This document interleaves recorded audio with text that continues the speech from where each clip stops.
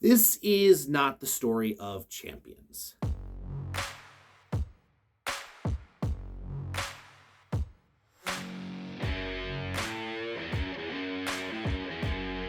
This is not the story of one team dominating a league.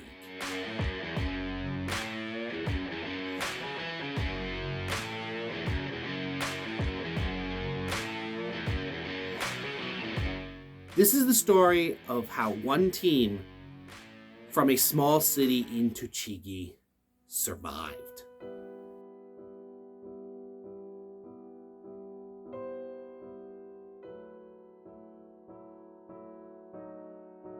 Ice hockey, the flower of winter sports. One of Canada's greatest invention, alongside others like the Wonder Bra, garbage bags, the Red Green Show, Hawaiian pizza. The year is 2025 while I'm recording this and at release. And Japan's oldest hockey team, the Nikkō Ice Bucks, turned 100 years old. Hockey came to Japan in 1915 when Ryozo Hiroma was the first to import ice hockey gear, and he donated this kit to the Lake Suwa Skating Association that was on, you can probably guess by the name, it was on Lake Suwa. By 1923, the first recorded match was held in Hokkaido. In 1924, the first recorded match between two different schools. In December of 1925, what is now the Nikkō Ice Bucks was founded. Originally called the Nikko Copper Works Athletic Association Hockey Team, or Nikko Copper Works Hockey Team more commonly. Nikko Copper Works was part of Furukawa Electric. Furukawa Electric, in turn, was part of the Furukawa Zaibatsu at the time of founding. It's now the Furukawa Group. Furukawa Electric owned much of the copper mining in the Nikko area. Like many companies, Nikko Copper Works encouraged sports and athletics among their workers under the belief that it made better workers, and they had an athletic association, not uncommon at the time. They had judo, kendo, fighting each other with sticks, archery, tennis, and baseball. However, at first they lacked winter activities, so they made their first skating rink in 1913. South of the company's Kononmei housing was a pond called Waraku or sedimentation pond. This pond was used for skating during the winter, and in 1922, as far as records say, skaters started having games of hockey on the pond.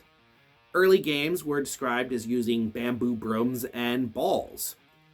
Also, skates at this point, they were wooden geta sandals with blades attached by wood screws. Ice skating and hockey were only growing in popularity, so Nikko Copper Works and a local landowning family named Hoshino partnered together to build Mizusawa Rink. This rink would later be renamed Nikko Copper Works Rink. They built it in 1925. The Hoshino family were major early supporters of the team, and some family members played on the team. This was Japan's first official hockey rink, and it met some design flaws, unfortunately, that made it very difficult to use in that first winter, as the ice had a tendency to buckle and then crack. Satsuki Kuro, he will come up a lot, was one of the volunteers that helped build, manage, and then troubleshoot this new rink. He kind of figured out a solution using basically dikes inside the rink. He would be the first director of Nikko's team. So, December of 1925, the Nikko Copper Works team is formally established. All of the team members were company employees, and they practiced at night after their regular jobs. Practice was held from 8 p.m. to 10 p.m. every night after open skiing, where all the employees and their families could go in and ski. The new rink added to the skating mania among the staff at Nikko Copper Works, and hockey just grew more popular. The company was very lucky in that it had passionate employees who loved the game at its founding.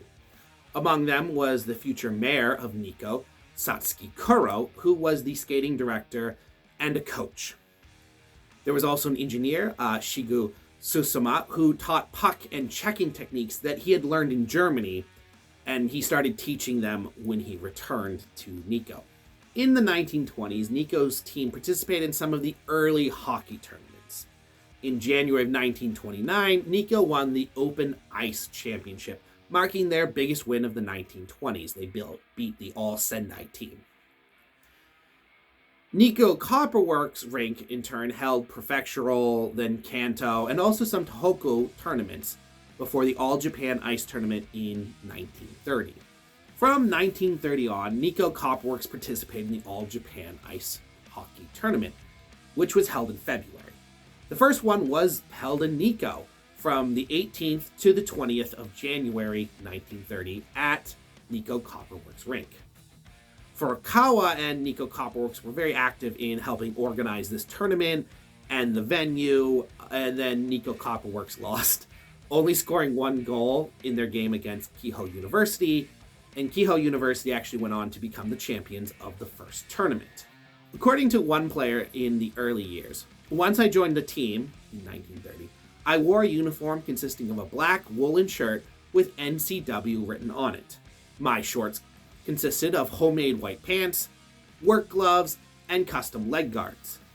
My sticks were made by carving and planing a piece of bent wood that I'd brought down from the mountains. Equipment was very, very simple, and a lot of it homemade and not as standardized. The next year, 1931, the All-Japan Tournament was to be held on Lake Suwa in Nagano.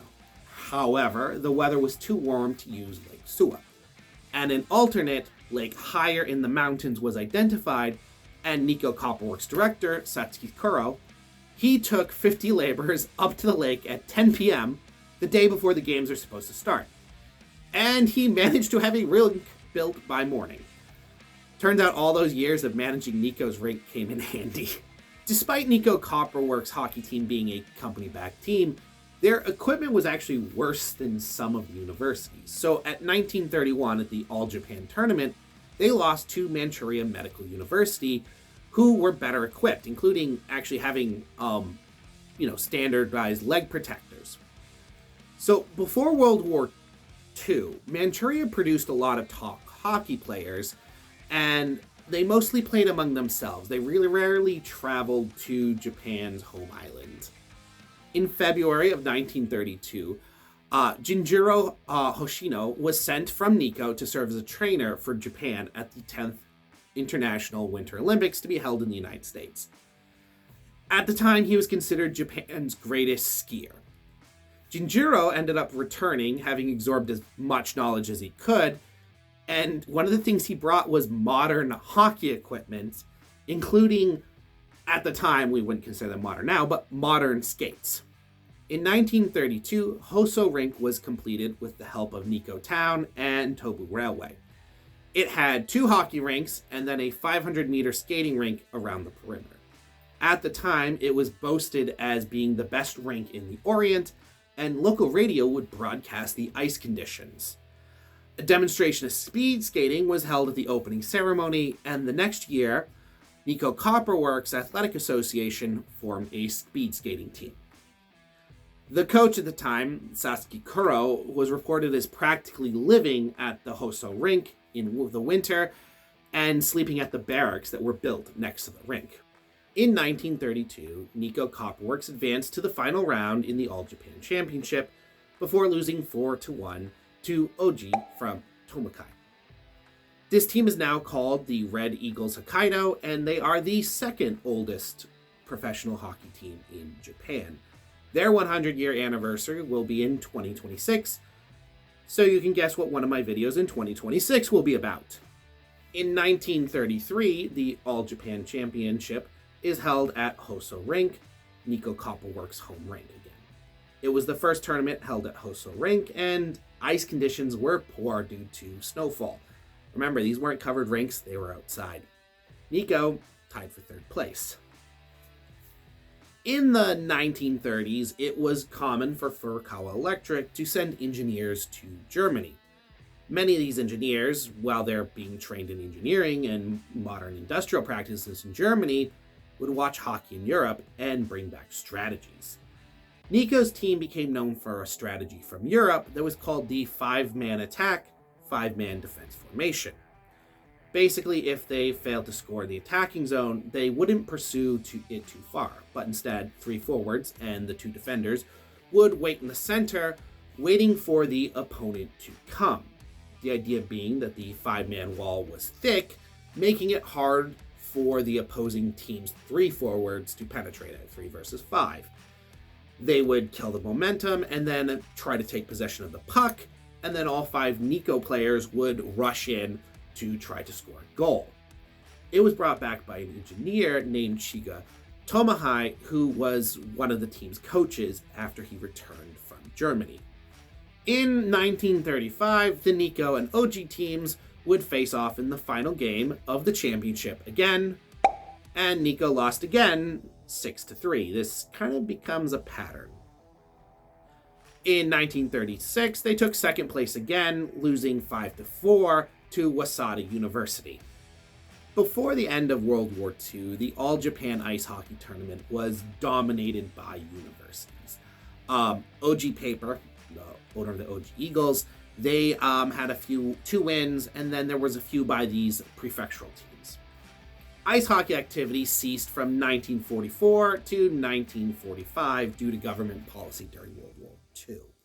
Hoso Rink was closed, and the grounds of it were turned into a farm for rice production. The All Japan Championship Cup was in Manchuria at the time because the Manchuria team was the last team to win, and, well, things got complicated and the cup was lost because Manchuria. The post-war years were difficult for the Nikko Copperworks team. Satsuki Kuro, who had been the coach, the director, he'd been there since the founding, he was a key figure on the team. He resigned for Furukawa Electric in 1945. He resigned, taking responsibility for the dismissal of many employees in the post-war slump, and he started a new company, basically to hire the employees who had been fired. He would later go on into politics. He'll come up again. Hoso Rink had been turned into farmland, and in 1945, there were no hockey rinks in the country. So players had to find natural ice on lakes and ponds to play and practice. In 1948, a single rink was built by occupation forces in a sumo hall that was used for some university matches. Nikkatsu built the first post-war hockey rink in Japan that was in regulation size. The one in the sumo hall was not. And until the 1950s, it was the only regulation indoor hockey rink in Japan.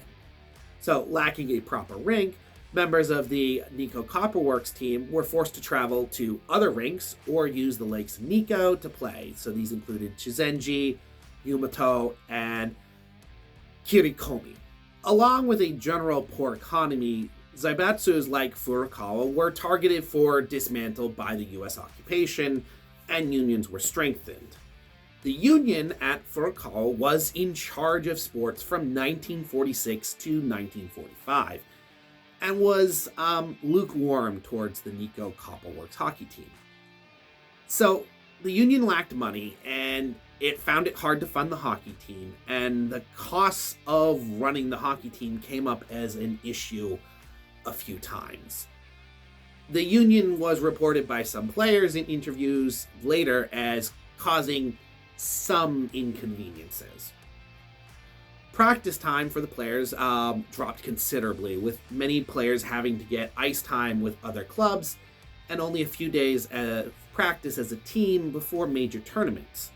Players would go all the way up to Lake Kirikomi to train early in the season because it's one of the highest lakes.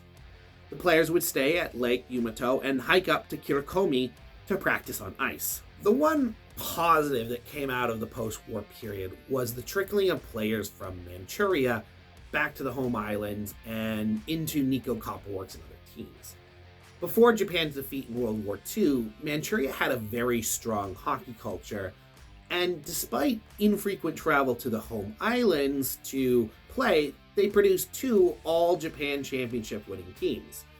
In fact, the last All-Japan Championship before the end of World War II was won by Manchuria. The Manchurian team took the trophy cup home and, it never came back to Japan and was lost. In January 1946, Nikko Copperworks joined Waseda University, Keio University, and Rikyo University in starting post-war hockey in Japan when they played against each other. In 1947, the All Japan Ice Hockey Tournament returned after its hiatus. Nikko Copperworks placed 4th after guessing to, you could probably guess it, OG Paper in the semifinals. This would become a pattern that you're going to notice during this video of them losing the OG Paper. They have a rival. In 1948, they placed 2nd. Not the OG this time. Actually, this time they lost 7-3 against White Bear Hachinohe. Hachinohe is also kind of a hockey town in Japan, but not as big. They're more on and off. They have a team now. It's Hachinohe. Why do I keep struggling with this when I'm being recorded? I keep messing it up in this video. It's Hachinohe. So now for a bit of a funny story. In 1950, the team was training at Lake Yumoto. As they often did when they trained at lakes, they brought up lumber to make a rink and sidings and nets, and the truck slipped in the snow on the shoulder, and the truck hit a pipe carrying onsen water. So the people in the truck, the players, they had to dodge 80-degree water as they're trying to plug the pipe and find the shutoff valves. They've just knocked out onsen water to one of these hotels, which did not make the hotel happy.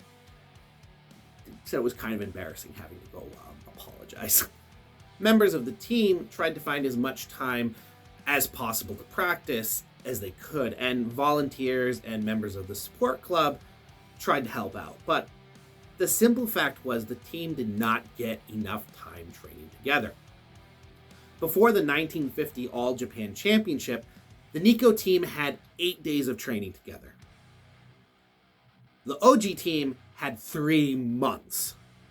In the 1940s and 1950s, fans in Nikko took on a reputation of being a bit rabid. In the 40s and 50s, they had to delay some games due to fans throwing some sake bottles, and they were particularly targeting their own players who were performing poorly. They didn't have helmets back then, by the way. So one of the things to remember about outdoor hockey games is they get cold. So it was common for fans to bring a bottle of liquor to drink and keep warm during the game. So yeah, that led to some choices. In a meeting in the 1950s, the team's management joked about another manager's wife who was complaining about the cheering and the noise and the ruckus from the hockey games was waking up her children. In 1951, they changed their name to Furukawa Electric Hockey Team. Even today, this is the name that the team had for the longest time. Also, the All Japan Ice Hockey Championship returned to Nikko, but Furukawa Electric was eliminated in the first game. The name change did bring about some changes in the team. See, Nikko Copperworks was just one part of the larger Furukawa Electric. That is, one part of the larger Furukawa Group in the post-war Japan. With the team representing more of the company, more funding came from the company. On the 3rd of February 1953, they won their first victory at the All Japan Ice Hockey Championship in their home city of Nikko. So in 1952, the Furukawa Electric team had put up an impressive performances in tournaments around Japan, and they came in much better trained and organized team than they had in recent years. Meanwhile, the OG Paper team, their traditional rivals, was attempting to win their 4th consecutive All Japan Championship. On the 2nd of February, Furukawa Electric beat their rivals, the OG Eagles, in overtime. This was the first overtime in the tournament's history. The game ended when Ichikawa, a Furukawa defenseman, intercepted the puck, charged the goal in a breakaway, put the puck in, and Furukawa managed to put the Eagles down in the All Japan tournament. The next day, the 3rd, the final match was held at a rink built next to Shogu Shrine, surrounded by cedar trees that shaded the ice. During the game, yeah, this guy again, Ichikawa headed a popped-up puck with his head, bare head, thump, no helmet during this time, and then he won it during a scramble. This energized the crowd. This energized the team. I want you to picture what it was like going into the 3rd period. It's 3-2. Furukawa Electric is up by 1. Everybody, people from the town, colleagues from the business. People are leaving their work to come in from the factory, the management, the company president. They are flooding in to see the third period. Can Furukawa Electric hold on 1 point? They put on a show. 5 points in 1 period. Leaving the game ending at 8-2. Furukawa Electric were better conditioned. They were more aggressive in their line change, pitting fresh Furukawa players against worn-down Iwakara players. Their hard work, their intense training, the improved team coordination, the culture shift that saw more players spending more time on the ice, all adds up, and they put on a show in that third period. In 2 days, they defeated both of Hokkaido's hockey teams, considered some of the best, and they win the cup. So just a bit about who Ichikawa was. He was in Manchuria during World War II, and when it came time for him to be repatriated, they could only bring things that they could carry. He left his other possessions. The only thing he brought was his skates. He was described as being a bit of an animal by multiple people. I mean, he bareheaded a puck. And he would do stuff like this. He was also known, if they were taking the train to go on trips, to just put on all of his equipment, and he would just bring a small bag that would have his skates, his gloves, and his toiletry. Then he would take newspaper, put it down on the train, and he would sleep like it is equipment on a newspaper. His only things in a bag. Satsuki Kuro, who I've mentioned previously, he had moved on from business to politics at this point, and he was a member of the prefecture's assembly. He came to congratulate the team. Actually, in just a few months, in August of 1953, Satsuki would become the mayor of Nikko town, and he would stay in that position until 1969. After their first All-Japan win, a few months later when the season is over, Nikko's coach, Shimizu, retires, and the new coach, I've already mentioned his name, Ichikawa, he becomes the new coach. 1953 also saw the formation of a B, or a secondary team, to train players. The desire to strengthen the Furukawa Electric team grew out of the 1953 victory. And I'm imagining the fact that the company president was there for the last period where he got to see them win and score 5 goals in the period probably contributed to that. In 1954, the Furukawa Electric team took second place in the All-Japan Championship, losing to OG 8-2. At this time period in Japanese hockey, the All-Japan Championship is the biggest deal. And for most of the 50s, it was dominated by the OG team. They were owned by OG Paper. They're now the Red Eagles Hokkaido. They're based in Tomakai. So Tomakai historically has been a hockey powerhouse city in Japan. Both OG's team and the Iwakara's team were based in Tomakai. In fact, Tomakai High School came in 4th in the All-Japan Ice Hockey Tournament in 1938. Even today, Tomakai produces top hockey players. From the end of World War II to 1964, OG, Iwakara, and Furukawa Electric were the big 3 teams in hockey. In 1955, the ice in Nikko was particularly poor. So they did a training camp at Lake Oma on Mount Akagi. So they went there to train. They took lumber, fences, goals to build a rink. Now, Akagi had about 30 centimeters of snow at the time, so they could only get halfway up, and they had to carry the lumber, fences, and the goals the second half of the way. Meiji University students were also training with them, as it was joint training. Now, during practice, there was a rookie. His name was Yamazaki Kazuharu, and he borrowed a hat from another player, Kashiwagi Toji. Kashiwagi's hat was blown off Yamazaki's head, and the rookie athlete went alone to the center of the lake to retrieve his teammate's hat, and the ice broke, and he fell into deep water. Now, Yamazaki could swim, but every attempt of his to get onto the ice led the ice breaking under him. Some of the descriptions I read said, we were all very calm as we tried to rescue him. Other descriptions say all the athletes flew into a panic. Fortunately, Yamazaki was a good swimmer, so he stayed afloat long enough for the coach, Ichikawa, to organize a rescue using a chain of players, some fencing, a tree, and hockey sticks. The two lightest players, Yokono and Yamada, being the key to rescuing Yamazaki. Once they get Yamazaki out, they strip off all of his clothing, they wrap him in Ichikawa's fur coat, and they start walking him and then later carrying him down the mountain to the inn that they're staying at. The local doctor's Datsun could not get up the snowy mountain, so he had to actually be fetched by a truck owned by Meiji University students. Yamazaki was admitted to the local hospital, and he did make a full recovery. By the next day, the players go back up to Lake Uma, and there was no ice at all. During this time when outdoor rinks were the norm, most players had 3 sticks on the team. They had a long, heavy one, an extra heavy stick if it was snowing, and a regular stick that's more like something we would recognize today. In 1956, at the All Japan, Furukawa Electric placed second to OG, losing 5-3. In late 1957, Furukawa Electric Ice Rink was finished in Nikko City. The name choice was controversial, as much of the construction and the work was done by the copper refinery, who wanted their name on the new rink. The new rink was also used by students from Nikko schools, and in a February meeting before the rink was finished, it was voted on and decided that local schools would not pay to use the new rink in order to grow Nikko's hockey culture.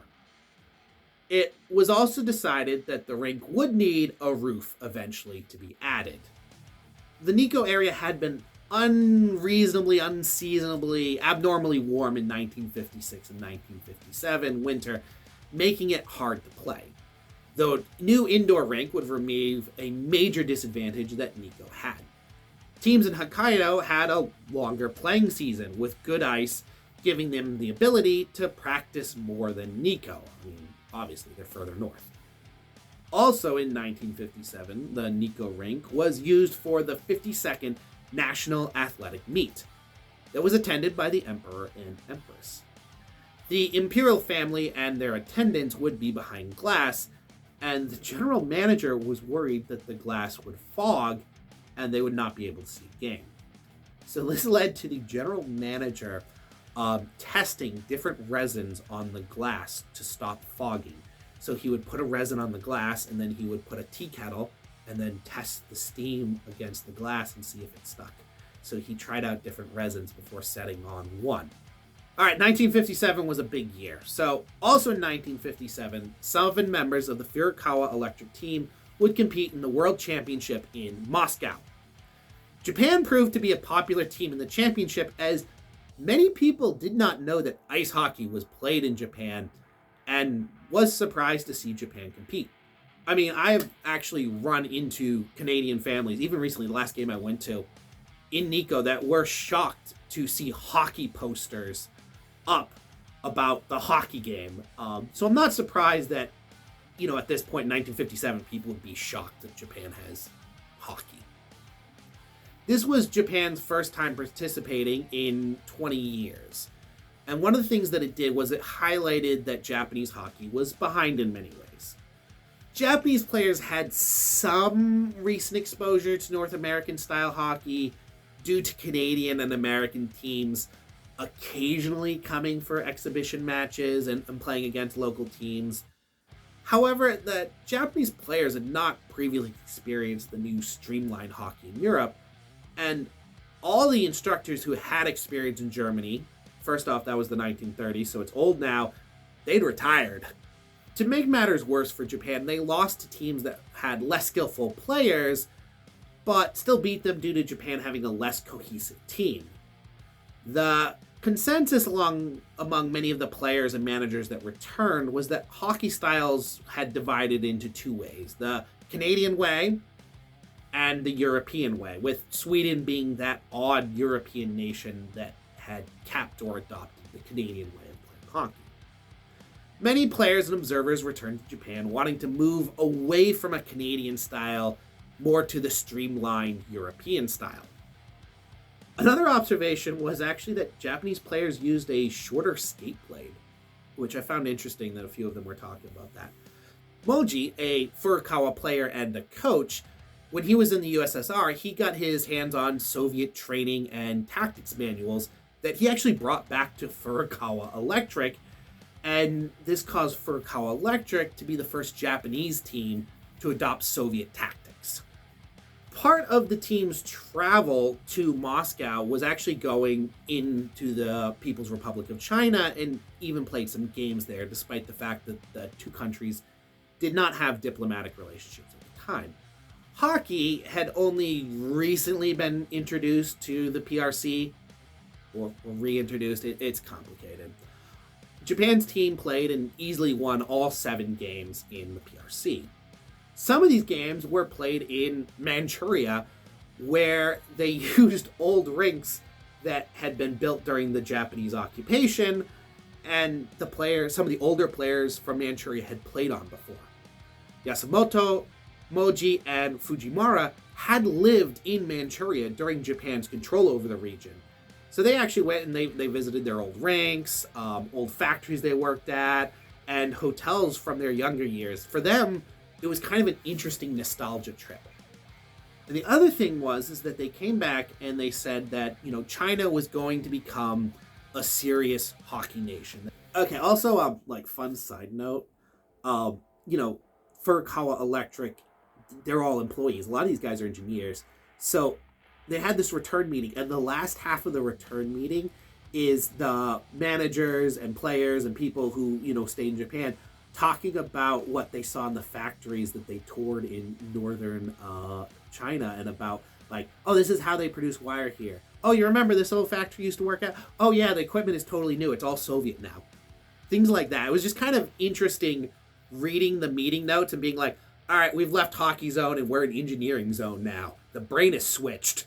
The international experience served Furukawa well, and they adopted what at the time was a more modern rolling block technique with stronger team elements that they saw the Soviets use. Training shifted to focus more on fundamentals, and off-season training was given a new emphasis. The B team was also given more time to practice and a larger budget, and became a training ground for new future players. Observation of the American Major League Baseball also led to an increase in coaching staff and their skills. Furukawa Electric Hockey Team's future looked bright. A strong A team, an improving B team, programs with local high schools to train and develop young players, and a strengthening hockey culture. High schools from Nikko started to win championships and defeating high schools from Hokkaido, shifting the nexus of hockey away from Tomakai to Nikko for a brief window. Training for the A team was tough. They focused on speed and stamina to beat the Hokkaido team. This was before the Japanese Ice Hockey League, so there were 4 main competitions at the time. There was the All Japan Championship, the National Athletic Meet, the NHK Cup, and the Corporate Championships. Furukawa, Oji Paper, and Iwakara were competing for dominance. Fujiwara became the coach of Furukawa in 1957, and he had a reputation. He was the guy focused on stamina and speed because he saw it as the key to beating the 2 other teams who were both based in Hokkaido. His favorite saying was, "This is the whip of love." He started practice with laps around the rink, dribbling exercises, and making players jump over a broom he put in front of them. After 2-hour practices, he liked to play a game where all the players skated across the rink and came back as fast as possible. The fastest player got to go back to the locker room. Everyone else did it again. Also, at the start of the season, when he first came in and the players had been in the off season, they hadn't been practicing that much, I guess he made a lot of them vomit. And he's like, all right, we're doing 30 laps. All right, you're going to, pull your head up. You're going to practice dribbling for 15 minutes. And I guess he had players puking by the end. He also made sure that they stayed in better shape during the off season. You know, your standard stuff: track, field, running, weightlifting, and he liked making them run up the Iroha Road in Nikko. Under Fujiwara, a golden age began. He was a bit of a hard man. But some of the younger players actually didn't understand the slogans that he would yell at them, because he would yell these like pre-war, during war, slogans, and the younger players didn't actually know what he was talking about. On his softer side, Fujiwara was known for his huge gyoza parties that he hosted. Sometimes he would then take the players out to a grueling practice after stuffing them full. Okay, now for a nicer note. He'd actually take them to Kinagawa Onsen a lot to relax and recover, which is actually a pretty nice onsen. I like going there. That's got a huge history that's worth its own video. Tell me in the comment section if you want me to make a video about Kinagawa Onsen. After you like and subscribe, of course. During their tenure, Fujiwara drilled their stamina, and Coach Kudo drilled skating, upping the player's speed and making the Furukawa Electric team's rolling offense even more effective. In 1958, at the All Japan Championship, Furukawa took second place to Oji again. However, later that year, they won the 4th National Corporate Championship against Iwakura. And this was the start of a streak of Furukawa Electric winning many of the championships and titles, the Golden Age. In the 1959 All Japan Ice Hockey Championship, Nikko comes in first place, beating Meiji University 11-5. During the 1959 to 1960 season, Furukawa Electric sent 9 players to the Olympics as part of the 17-person national team. Shows how good the players were, left the team kind of weak. Starting in mid-December, the Olympics team left and toured North America playing exhibition games before the Olympics. Back in Japan, Furukawa Electric was left with 14 players. This left them short also their best players who were at the Olympics. The team struggled in tournaments on Honshu Island. The coaches started sleeping with pen and pad by their pillow, hoping that a winning lineup would be revealed to them in a dream. After a poor showing at the National Sports Festival, where they were trounced thoroughly, the team checked into a cheap, drafty Ryokan in Nagoya and did nothing but train for the All Japan Championship for 4 days. With only 2 veteran players, it looked like Furukawa would not perform well at the All Japan Championship. The coach even told the company that he did not expect to get out of the first round.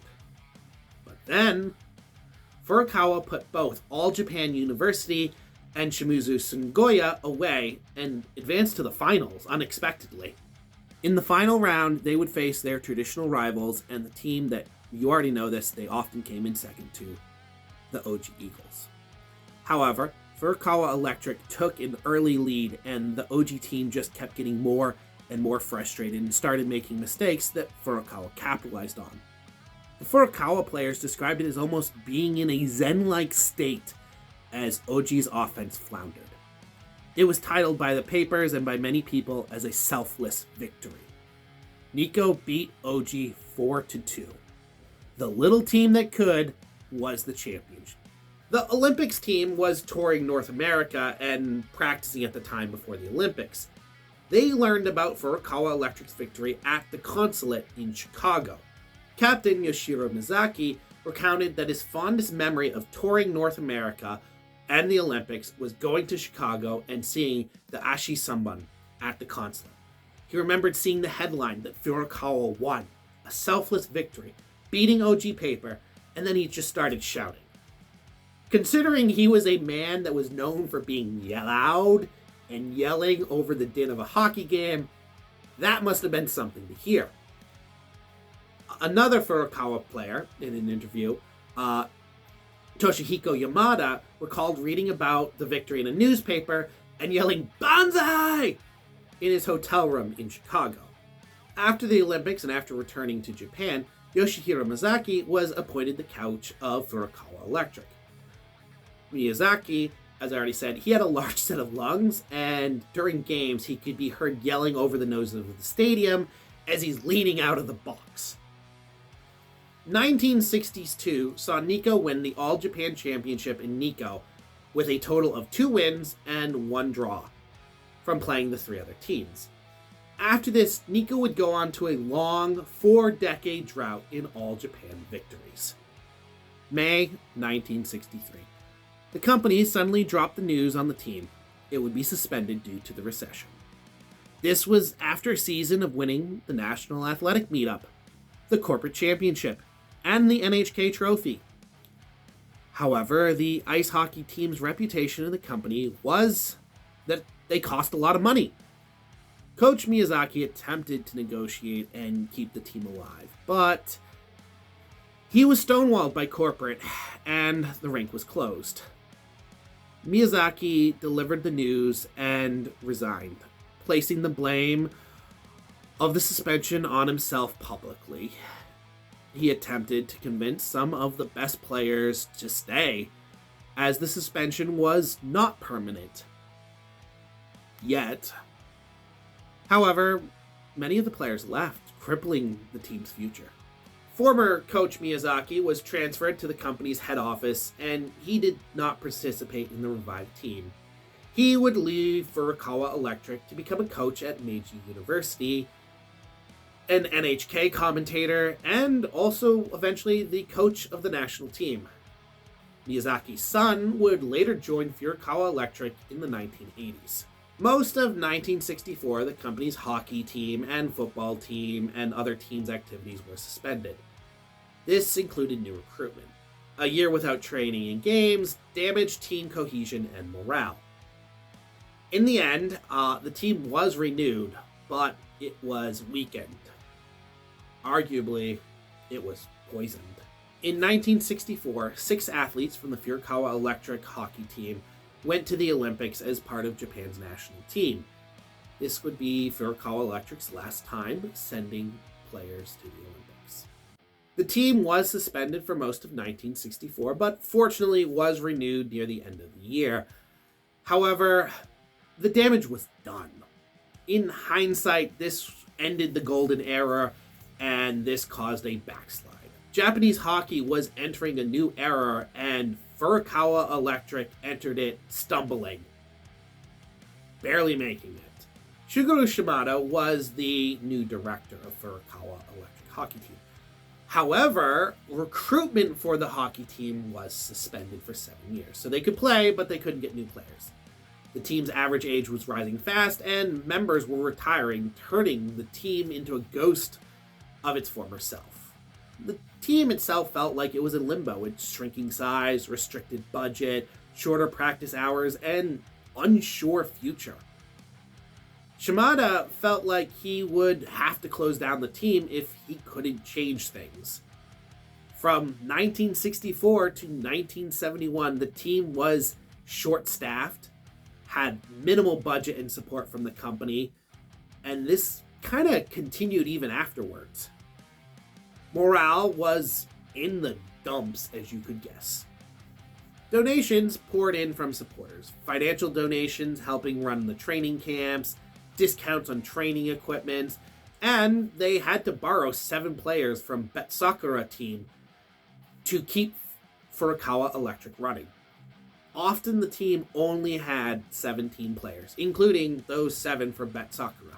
In many ways, this was the worst time for the team to be temporarily suspended, and the after effects. Hockey in Japan was changing. With Japan's growing economy and greater personal wealth, attendance of games and events grew as more people had the capital and desire to follow and watch sports. Hockey and sumo wrestling were the primary winter sports in Japan, and they were covered extensively by the news. Talk about starting a Japan Ice Hockey League had already started in Japan. The recently started Japan Soccer League was taken as inspiration. Many hockey officials met with football officials and management for advice. In April of 1966, the International Olympic Committee granted the 1972 Winter Olympics to Sapporo, Japan, which is located in Hokkaido Prefecture.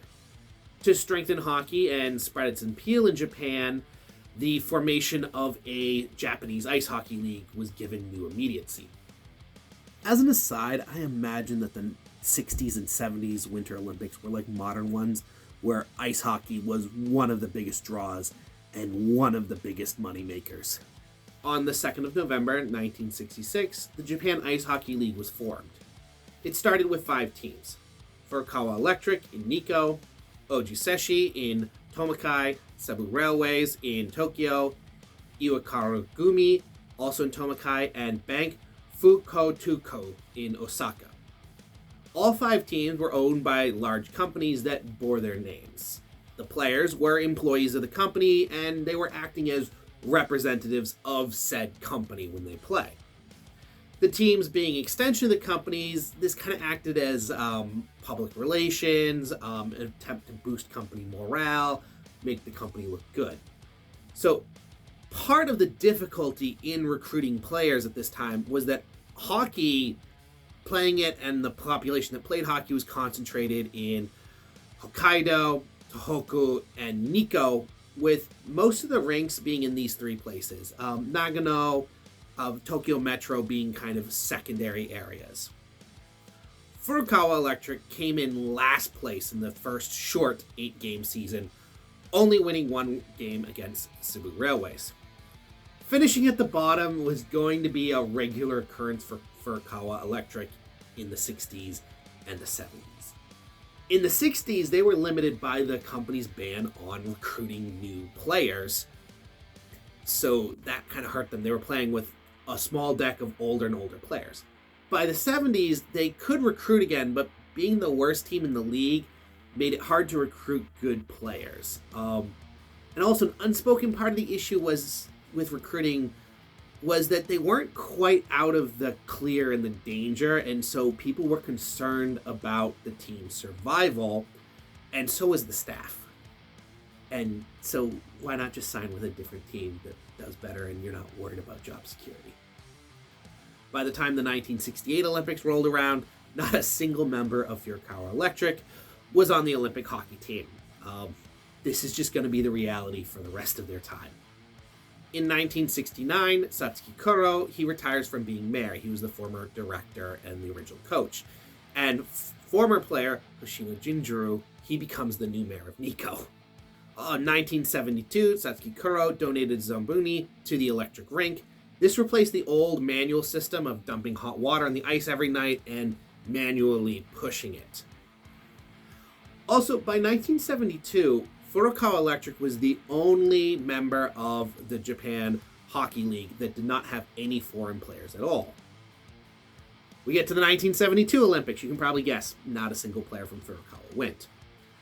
Now, the 1972 Olympics, though, did bring even more attention to ice hockey, with Japan finishing 9th place out of 11 teams. However, in the Japan Ice Hockey League, it saw a lot of instability as teams dropped, owners sold, one team split in 2. You know what? If you want a history video on the Japan Ice Hockey League, let me down in the comments. Scroll down, hit like, hit subscribe, leave your comment about what you want to see in a video. Now, despite all of this instability, somehow Furukawa Electric team survived and it stayed on the ice, which I think should be considered a victory in and of itself, as these other teams are closing, one team split in 2, teams are being sold. They're still Furukawa Electric and they're still playing in Nikko. Now, in the Japan Ice Hockey League, Furukawa lost so much that they were known as the burden of the Japan League, and they fluctuated between 4th and 5th place. Good year, they'd land 4th. There was occasional talks of cutting the team, and the team was described as not having the mental strength to win. A lot of them were worried still that the team was just going to be closed. In the 1970s, the team considered a good game, a game where they lost by less than 10 points to some of the other teams.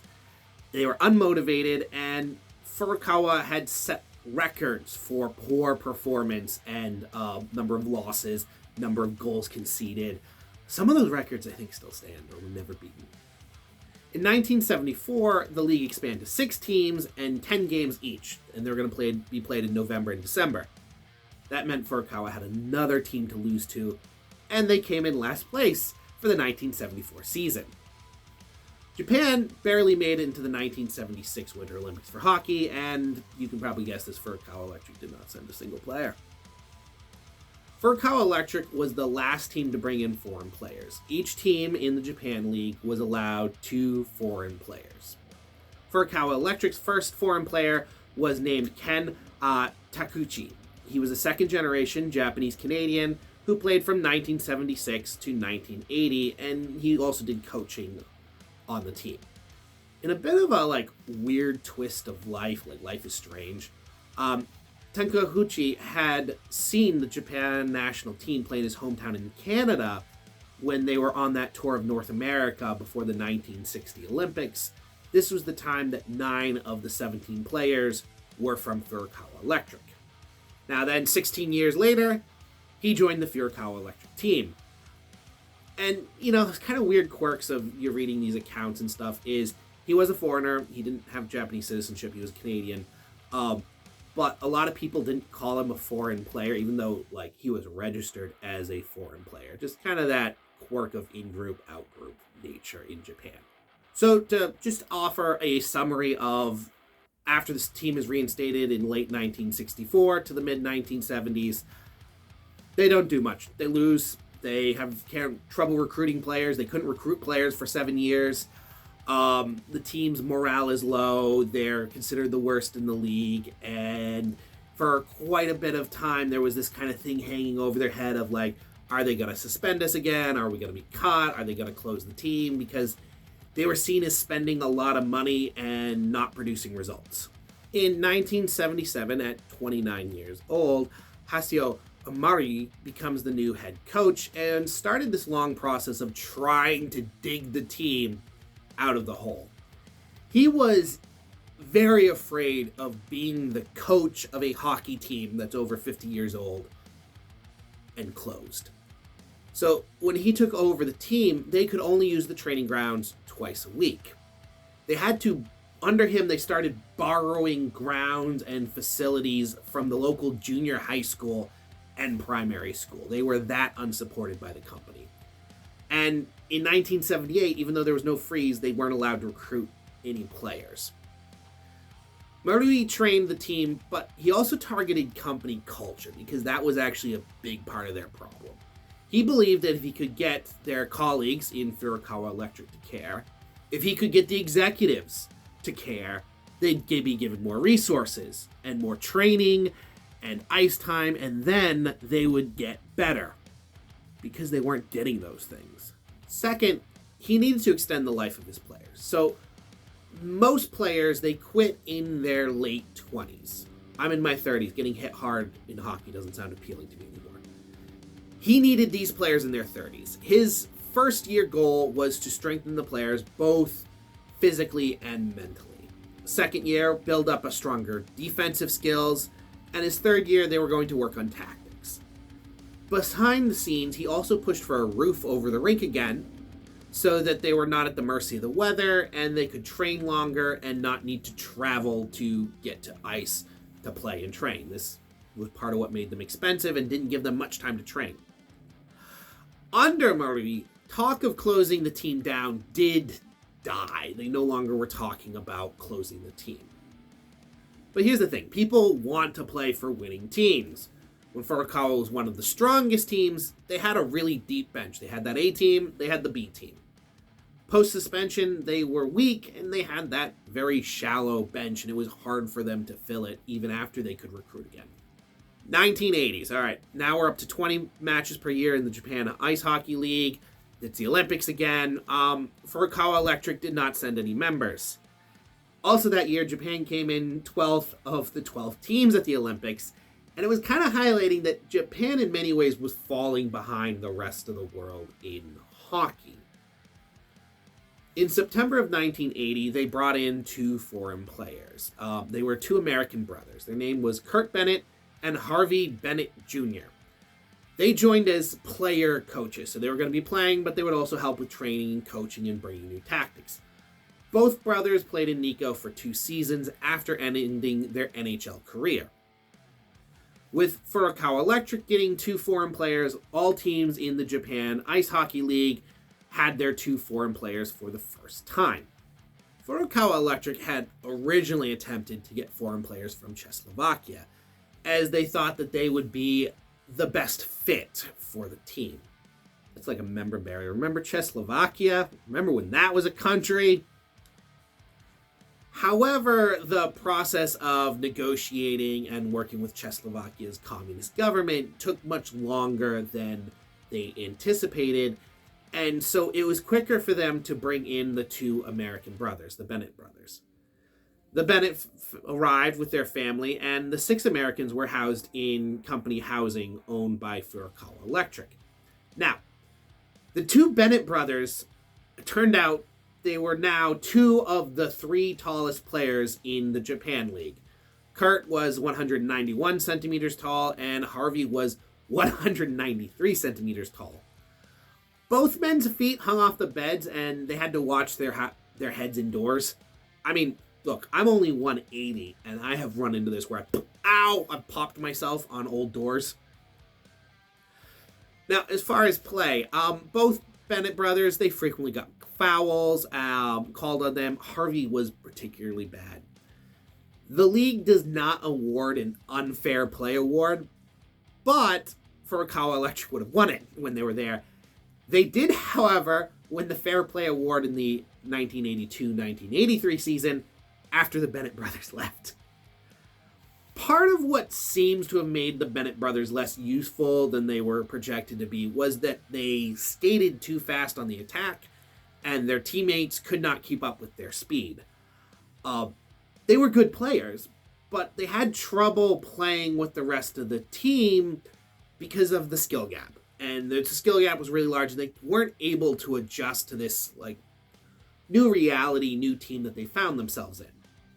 What was kind of great is the 2 brothers kind of brought a fighting spirit and a little bit of gumption that the team was lacking. Morale was still pretty bad. A few players remember that Kurt, during the offseason, he loved hitting a heavy punching bag, and a lot of players in interviews, they're like, yeah, he was kind of intimidating. He was this big guy, and he would just boom, boom, boom. He'd just keep hitting a bag. Sabita became the new coach in 1982, and he started trying to scout and recruit top talent in Japan. However, once again, he put a lot into recruiting, but it was hard for him. Most players wanted to go to better teams with better reputations.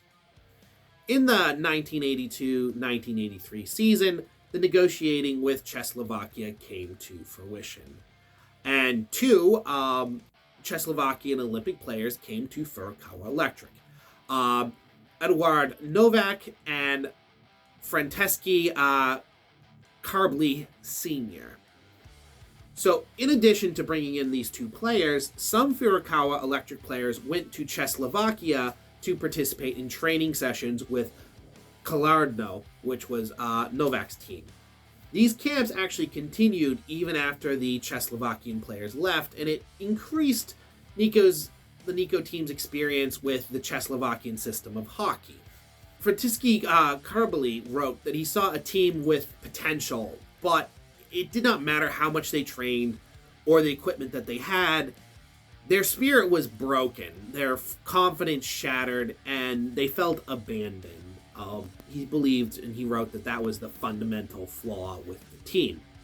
Novak, in turn, in his writing, recalled his time in Nikko, and he kind of fondly remembered it. He wrote about the kindness, friendship, how he got along well with the local players, and how they were all really nice guys. As with the Bennett brothers, there was a huge skill gap between the Czechoslovakian players and the Furukawa Electric players. The Czechoslovakian players, like the Bennett brothers, were acting as players, but also advisors. And it seems like the first year they really struggled to get through what they were trying to do and change, and that they seemed to have a larger breakthrough during the offseason. Sabita and 3 of the Furukawa Electric players were sent to Czechoslovakia to be trained. They came back, maybe now they understood what was going on a little better. So, 1984, though, did saw Furukawa finally break a 60-game losing streak against OG Paper. The Czech's Japanese translator was a man named Kunihiro Otaki. Now, fun fact is, at the time, there was no readily available Japanese Czech's dictionary. And so Otaki translated the latest ice hockey tactics by Vladimir Kotzka with a lot of difficulty. Also, Otaki, he was new to hockey. He didn't actually know what hockey was, really, before he came to this job. His previous job was working at a baseball magazine. So he must have had a lot of fun. Could not have been easy. In 1984, foreign players were banned from the Japanese Ice Hockey League, and the Czechoslovakian players had to leave to the disappointment of the Furukawa Electric Hockey team. However, foreign coaches were still allowed, and Furukawa brought coach Prosek, the coach of Klando and the Czechoslovakian national team, to Nikko to train the Furukawa Electric team. The general impression by the Czechoslovakian trainers and coaches was that the team had potential, but this is probably going to sound like a broken record, but they lacked confidence and the mental fortitude to take the training, put it into practice, use it at a game, and win. At this point, the team was poisoned by 2 decades of failure. In 1985, the team turned 60 years old. Originally, they had planned to publish a 60th anniversary magazine, and it was delayed due to cost issues and lack of company staff. I guess they were planning to do a 50-year anniversary one. That one just got completely axed. Fortunately, the 60-year book was published in 1987 and was one of the major sources of this video. Under Coach Prosek in 1986, Furukawa managed to finish 5th place for the first time in 7 years in the Japanese Hockey League. According to an interview with Coach Prosek, when he first arrived in Japan, he found the Furukawa team lacking. Like the other Czechoslovakians, he noted that the equipment was good, but the rink was poor for training. He found the players weak in basic skills that he expected players to have. Things like puck handling, passing, receiving, shooting, and they also lacked uniformed tactical thinking and opinions about what to do, and this led to confusion on the ice. But perhaps the most toxic, he noted, was that they lost their fighting spirit.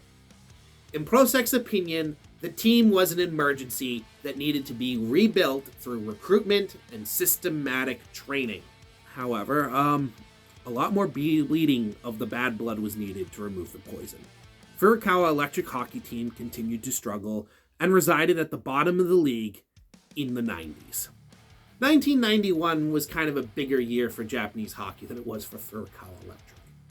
So, in the Japan League, a postseason playoff was added in December. On the 15th of June, it was decided that Japan would host the 1998 Nagano Winter Olympics. Ice hockey, as I think I've already mentioned earlier, is one of the biggest money makers in Winter Olympics, and it's the most watched. And Japan wanted to look good on the world stage, but they also knew they were behind. Knowing that Japan was globally behind in hockey, it started a renewed focus on improving hockey in Japan and bringing it to an international level. This included camps for players and coaches, training camps for men, women, youths. Look, it's an age-old truth. My grandfather's even said this to me. How do you build a better hockey player? You start in primary school. In 1992, a new rink is opened in Nikko City called Furukawa. This is where the Ice Bucks currently play. In 1994, the Japan Ice Hockey Revitalization Committee was established. This was part of the push for the Nagano Olympics to improve hockey in Japan and bring it to international standards. In the 1994-1995 season, the ban on foreign players was lifted, and each team in the Japan League was allowed 2 foreign players. There was also this attempt to spread hockey to more places by having games played in more locations, so having teams play in places that weren't their hometowns. This combined effort to improve Japanese hockey on the world stage and expose it to more people did increased the attention and attendance of hockey games. From 1997 to 1999, Radek Garden from the Czech Republic played for Furukawa Electric's team, and he was the top scorer. Garden was kind of arguably the last gasp of the Czechoslovakian system inside the country. You know, Czechoslovakia had dissolved in 1992. He was from the Czech Republic, but he had been trained and had spent most of his career in the Czechoslovakian system. This is when the Canadian influence on the team started to grow. They started bringing in Canadian coaches and more Canadian players kind of from the late 1990s onwards.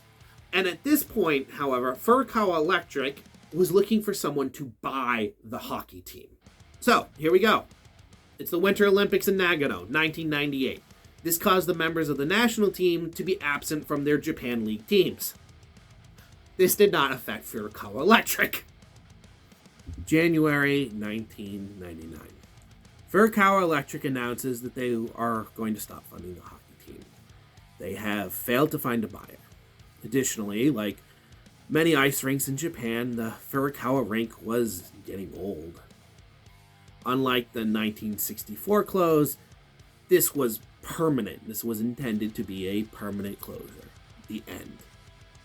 At the time, the Furukawa Electric team cost the company approximately 500 million yen per year. Furukawa placed third in the All Japan Championship that year, its highest placing in 36 years. If there's one thing worse than your team doing bad, it's your team ending. If I was a rich YouTuber, I would have a Coyotes or a Buffalo Sabres jersey on right now as a gag. The 21st of February, Furukawa Electric's final home game was held.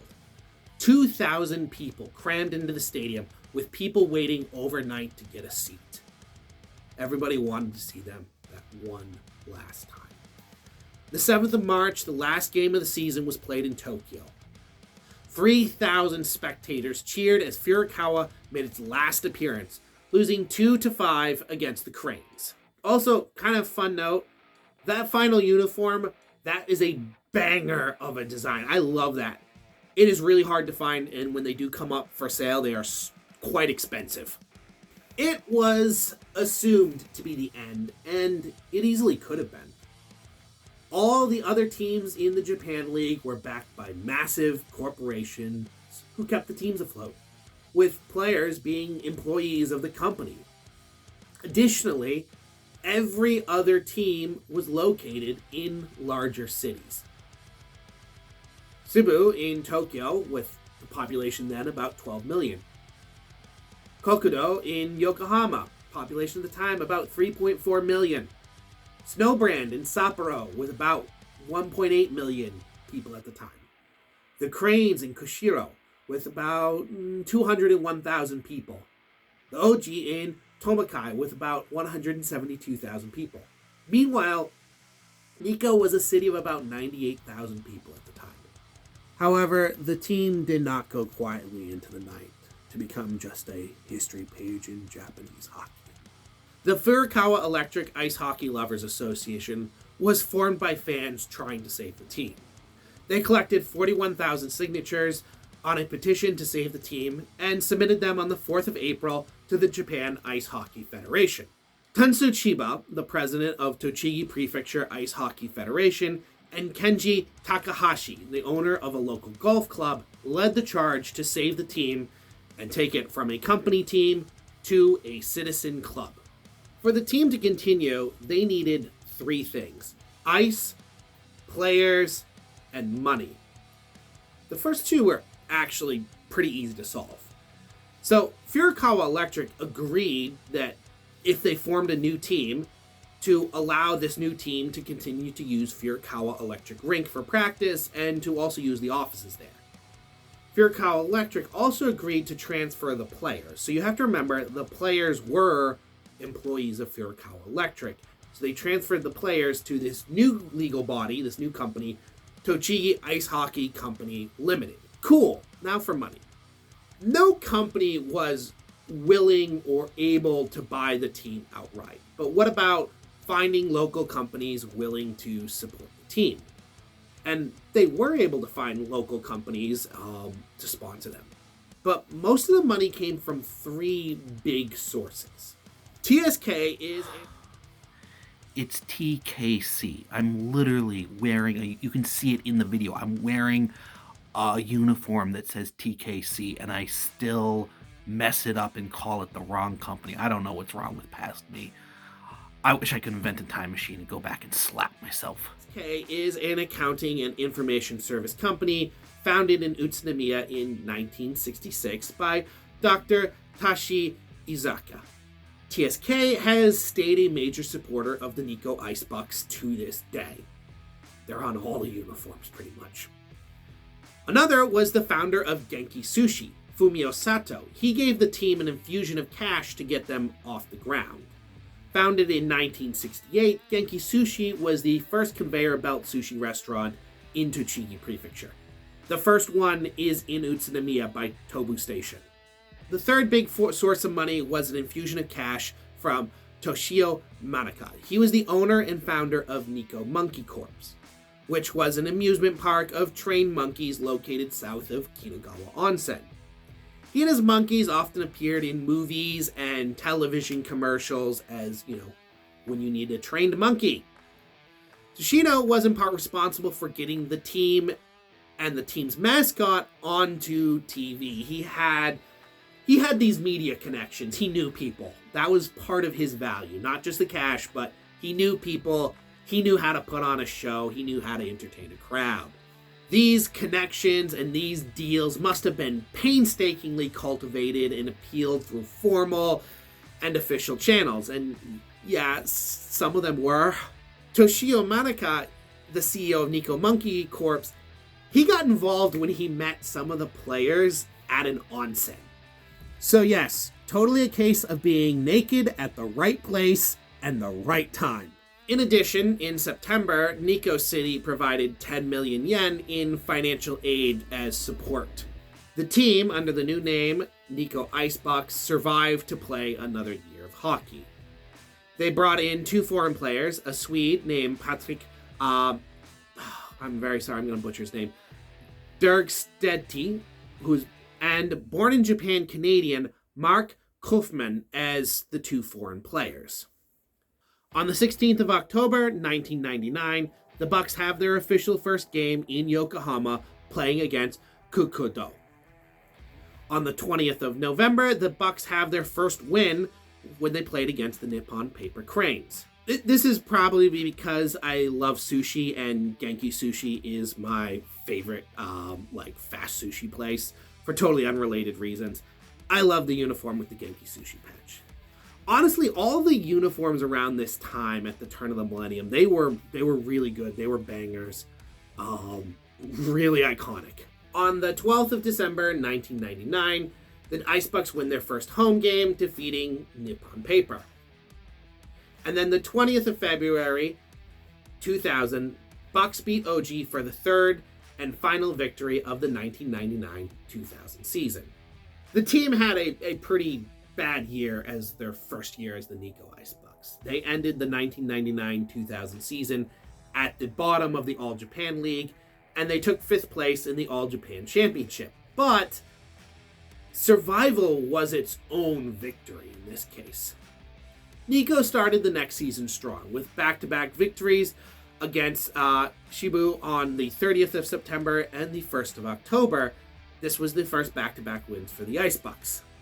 Crisis hit again during the 2000-2001 season, and no, it's not because they were at the bottom of the pack and one of the worst teams. That was normal at this point.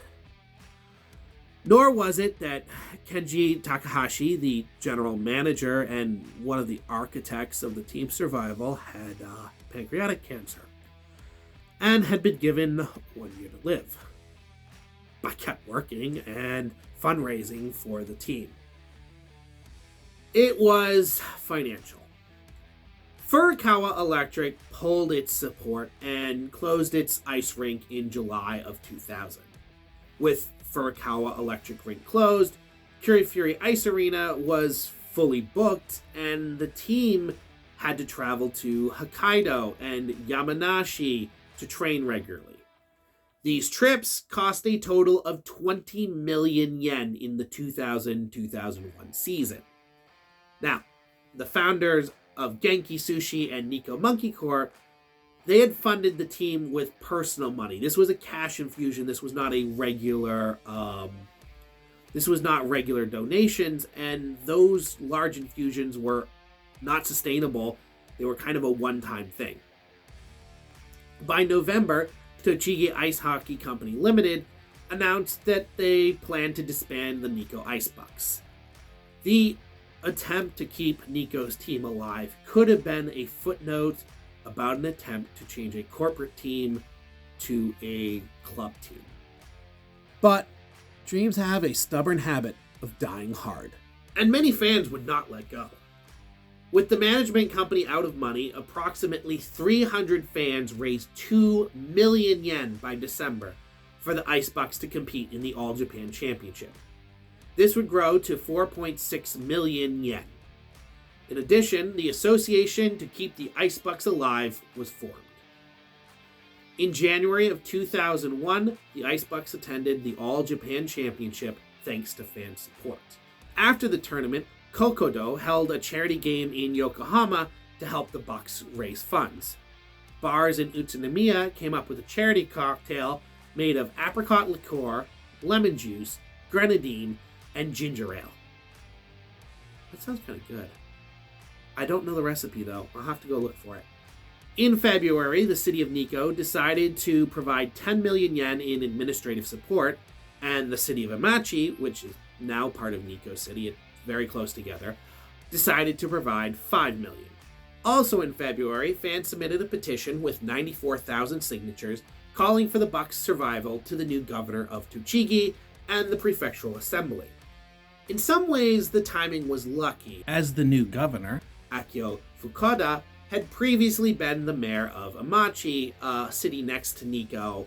It's now part of Nikko. Historically, it's very close in time to Nikko. Amachi also oddly punches above its weight as far as producing governors for the prefecture. The prefecture ended up deciding to give the Bucks 30 million yen in financial support. On the 4th of March 2001, the final home game of the season was played. It was against Subaru Railways, and they tied 5-5. Fans once again faced the scary prospect of this being the last home game in Nikko, and at the end they were throwing streamers onto the ice. Nikko ended this year with a total of 10 wins.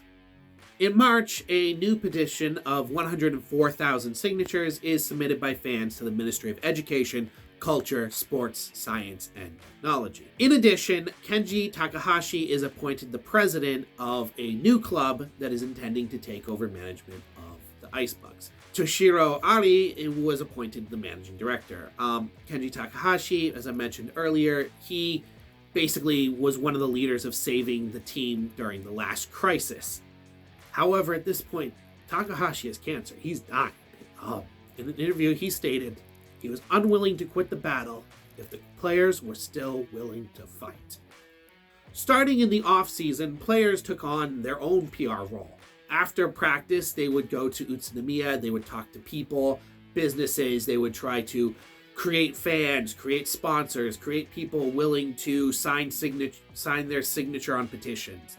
And even to this day, if you look on their social media, the Nikkō Ice Bucks they do more outreach than most other teams. Just looking at other teams' social media, they don't seem to do as much of, oh, we're at this location, we're visiting here, we're at this mall, we're at this school, we're at this business, we're at this train station, come meet us.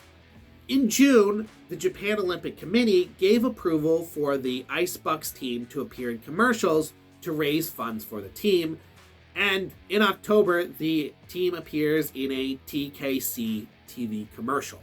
On the 9th of August, the Go Bucks Cafe opens in Nikko by Tobu Nikko Station. They actually had players working at the cafe trying to raise money and awareness about the team. In November, Nikko City provided an additional 40 million yen subsidy. December saw Tochigi Television, Tochigi Broadcasting, FM Tochigi, and Samotsuke Shimbun established the Nikkō Ice Bucks Support Fund and campaigned for donations. In February of 2002, it was revealed that the prefecture would not provide another 30 million yen this year, and the city of Nikko would not provide another 10 million. This, of course, was a little bit of a problem as their finances were still not very good.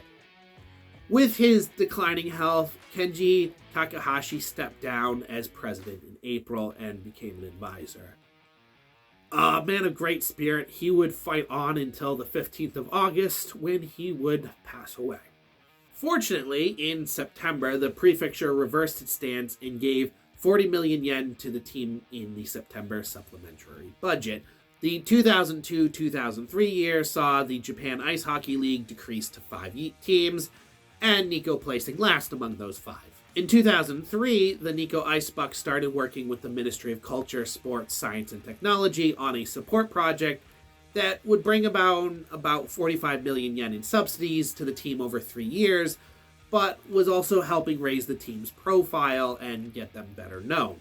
The 2003-2004 team saw the Japan Ice Hockey League go down to 4 teams, and Nikko managed to place last in the final season of the Japan Ice Hockey League.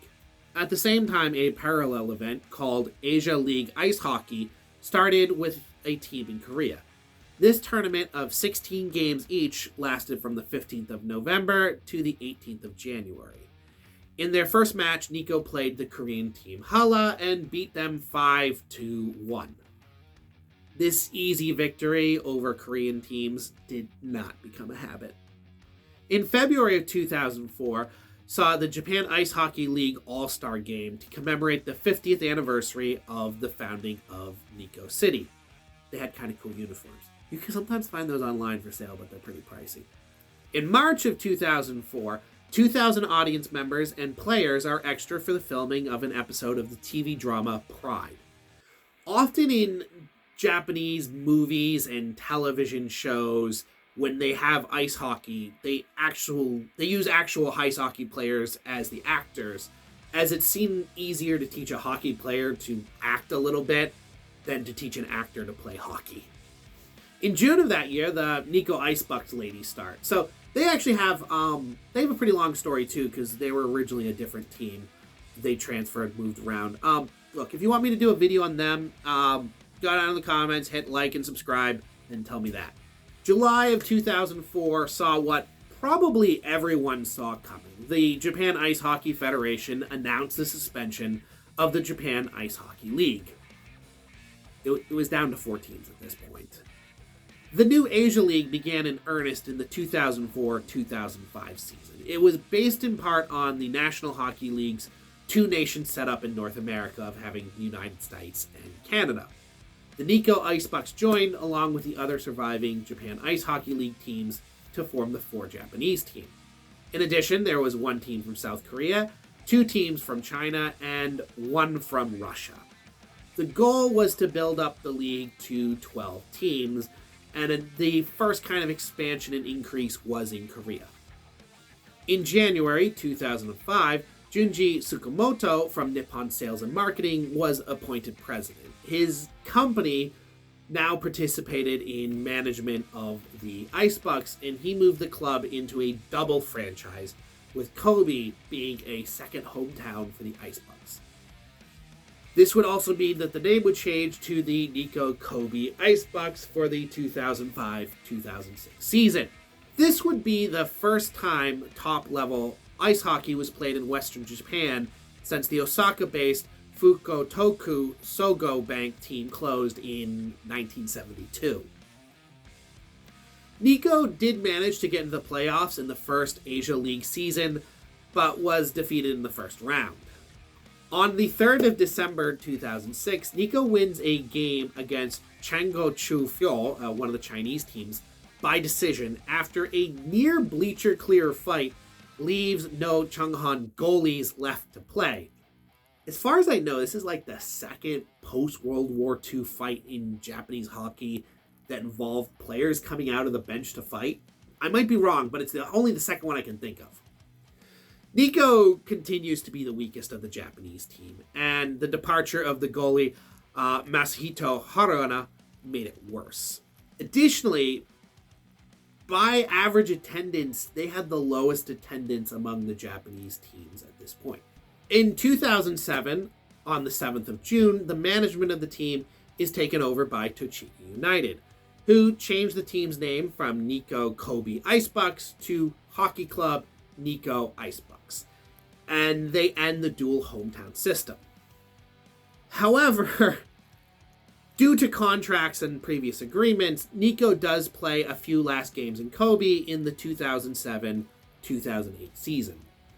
This would see the end of top-level hockey league in Western Japan until the forming of the Kobe Stars in the 2005-2006 season. Now for a number I could actually find. In January of 2008, they did release some statistics, and Nikkō Ice Bucks home games have an average attendance of 1,120 people. In the 2007-2008 season, Nikko does not have any foreign players due to cost, and it gets a growing reputation of being all offense, and that they're very quick to pull the goalie. Kind of like the Yokohama Grits do now. In December 2008, Subu announces that their hockey team, the Prince Rabbits, are for sale, or they will be disbanded at the end of the season. The 2008-2009 season, Nikko brings in 2 foreign players and notes that attendance is hovering around 1,000 people a game. However, 3 of the star players get injured at the start of the season. With the disbanding of the Prince Rabbits in April of 2009, few members retire, but most people go to other teams, and Nikko ended up picking up 6 veteran members in June, strengthening it. At this time in the league, the Chinese teams, which then merged into one Chinese team, were the only team or teams that Nikko could reliably beat. The Chinese team was a bit of a mess as far as politics that were going on. And so you remember how earlier I talked about the Furukawa Electric players going to the People's Republic of China and seeing their hockey program and saying, oh wow, in not that long, they're going to be our rivals. They're going to be playing hockey as well as us. They could surpass us. Well, that was the opposite of foreshadowing. In January of 2010, Nikko is defeated at the All Japan Championship, 5-1, by Koho University. This is the first defeat of a professional team by a university team since 1992. In July of 2010, the Nikkō Ice Bucks sign a new goalie named Fukufuji Yutaka. Fukufuji grew up playing hockey in Hokkaido. He played for Kodoka before playing in North America. In 2004, he was the 8th round draft pick by the Los Angeles Kings. He was the second Japanese player, player from Japan who went through the Japanese system to be drafted in the NHL. However, he was the first to play in an NHL game when he played for the Kings on the 13th of February, 2007. In the 2010-2011 season, Nikko still was hanging near the bottom, only beating the Chinese Dragons consistently, and the Chinese Dragons were consistently having major issues. Some of their players went on strike because they were not getting paid. However, there was this golden spot. Fukufuji was goalie of the year. In July of 2011, the prefecture, which owned Kirifuri Arena, placed the Ice Bucks logo in the center of Kirifuri Rink. The 2011-2012 season see Nikko charge into 3rd place during the regular season, and in the playoffs, they make it to the final round before losing to, OG. This is their highest ranking in the history of the Asia League.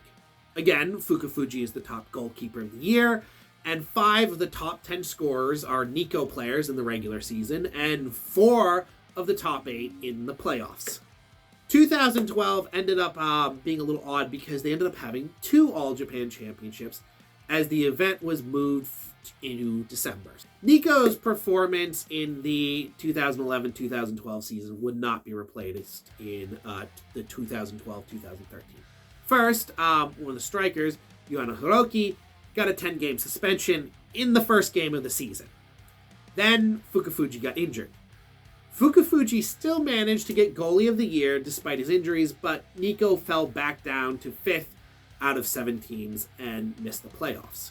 By the 2013-2014 season, Nikko was back to its typical position. Second to last, only beating the Chinese Dragons, who did not manage to win a single game for 4 years in a row. January of 2014 saw the Ice Bucks declared a Nikko brand as part of the city's attempt to boost tourism. The team also started to perform better and looks more alive than it has in decades. December 2014, at the All Japan Ice Hockey Championship, Nikko beats the Free Blades in overtime to claim their first championship since 1962. It was also the first win by something other than a company team since 1948. I assume the Hachinohe White Bears were not a company team. If they are, then it would be the All Manchuria team in 1943. The 2016-2017 season sees the Chinese team announce that it will be their last year. They are leaving the Asia Ice Hockey League. However, the Russian team, JIHL, stays in the Asia League. This leaves the league at 4 Japanese teams, 3 Korean teams, and 1 Russian team. During the 2017-2018 season, future IIHF Hall of Famer Petri Numelin played for a single season. This was the sunset of his career. A lot of times, like foreign players, this is kind of near the end of their career. They'll come over. January 2018 saw the first Japan Cup that was just between domestic teams, and Nikko actually came in second. December 2018, Nippon Paper announces they will no longer support the Cranes. 3,000 people packed into the Crane stadiums for the playoffs, and concerns over the stability of the league were raised. However, like the Nikko team, local fundraising raised money, about 125 million yen, to keep the team going, and the team changed its name to become the East Hokkaido Cranes. They followed the same path that Furukawa Electric did to become the Ice Bucks. In 2019, multiple players from the Nikkō Ice Bucks were selected for the men's national team for international competitions, and the team faltered in the second half of the Asia League season, partially because of this. In October of 2019, Furukawa Electric, so the old owners of the team, became one of the corporate sponsors of the Nikkō Ice Bucks, returning to the fold after years. In December of 2019, Nikko again beats the Free Blades to win the All Japan Ice Hockey Championship. Playoffs, however, in the 2009-2020 season were suspended due to COVID-19. So the 2021 and 21-22 season, regular season, were suspended due to COVID, and they held an alternate game called the Asia League Japan Cup that only included the 5 Japanese teams: the Nikkō Ice Bucks, the Oji Eagles, the East Hokkaido Cranes, the Tohoku Free Blades, and a new team, the Yokohama Grits. In 2021, OG stopped sponsoring its team. It was the last corporation with a team, ice hockey team, in the top level of Japan. This basically ended the era of corporate hockey teams in Japan. However, OG's team made the transition away from being a corporate team, following in the footsteps of the Ice Bucks and the Cranes, and became the Hokkaido Red Eagles. In 2021, Damyang in South Korea closed its team.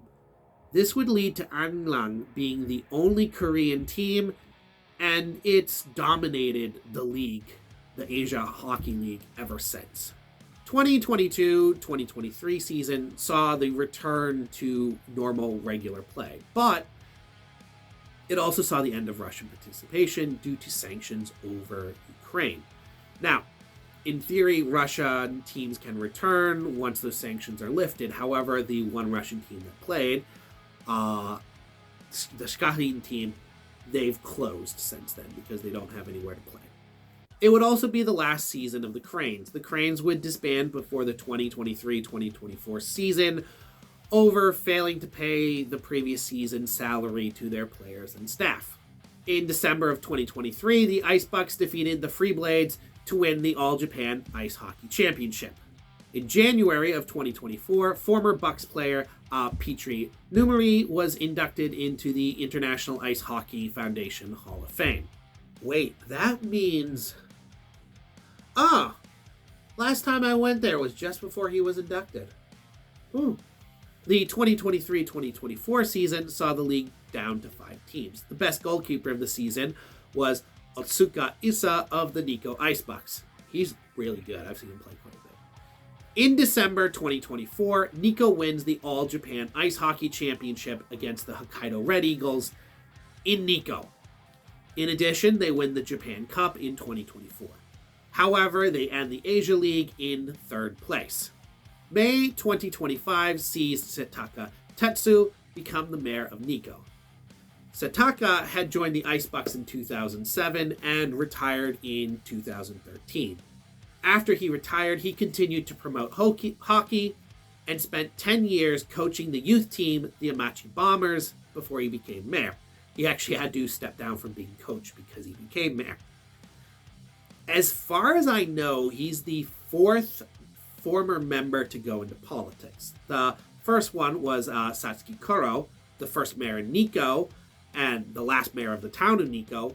He had been a former instructor, along with being one of the engineers that managed and built the first rink. The second was Hoshino Jinjiro, who he was also an early player. He became the mayor of Nikko City from 1969 to 1981, and at the 1964 Olympics, he served as the director of the Olympic hockey team. Both Satsuki and Hoshino are kind of important for developing Nikko into the city it is now. They moved it away from a mining, industrial, as those industries were dying, into a tourist destination. And Nikko is a huge tourist destination. Next up is Takahashi Kazuma. He played for the Ice Bucks from 2004 to 2006 before going to North America to play. He then rejoined the Ice Bucks for the 2010-2011 season before retirement. Originally from Hachinohe City, he returned and was elected to the city council in 2011. Hachinohe is a major hockey city and is home to the Tohoku Free Blades, another team in the Asia League. From 1925 to 2025, it has not always been pretty. It looked like a ghost of an existence at times. It has been far from easy. But here is the Nikkō Ice Bucks celebrating 100 years of hockey. So, what would a 100-year-old hockey team want for its 100th birthday? Oh, simple. 100 more years. Yeah, so like doing any of the leagues as a video would be kind of fun and like give me an excuse to buy the jerseys, but like some of them are really hard to find.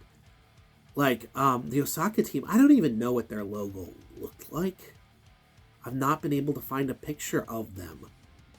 I mean, they folded in 1974, so I'm kind of not surprised. Actually, even like the more recent ones, some of them are hard to find. Like you can find the Cranes. The Prince Rabbits are surprisingly hard to find a uniform of. The Chinese teams, well, good luck. The Russian teams, I don't know. I've never seen them come up for sale, so I don't know if I could even find those jerseys. I got no clue. The Chinese ones, in particular, would be hard.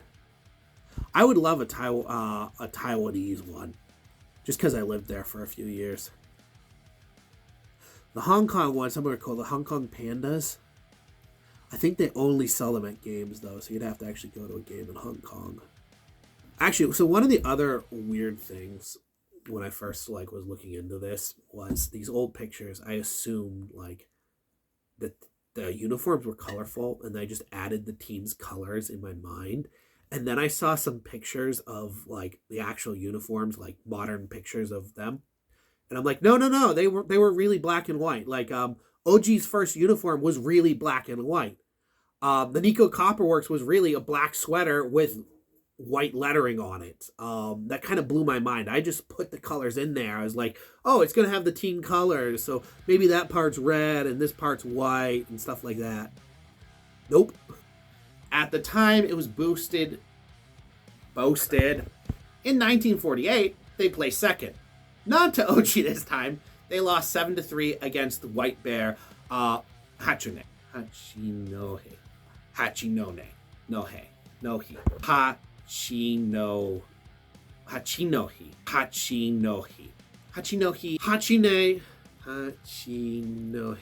In 2007, on the 7th of June, the management of the team is taken over by Furukawa Electric team was putting up a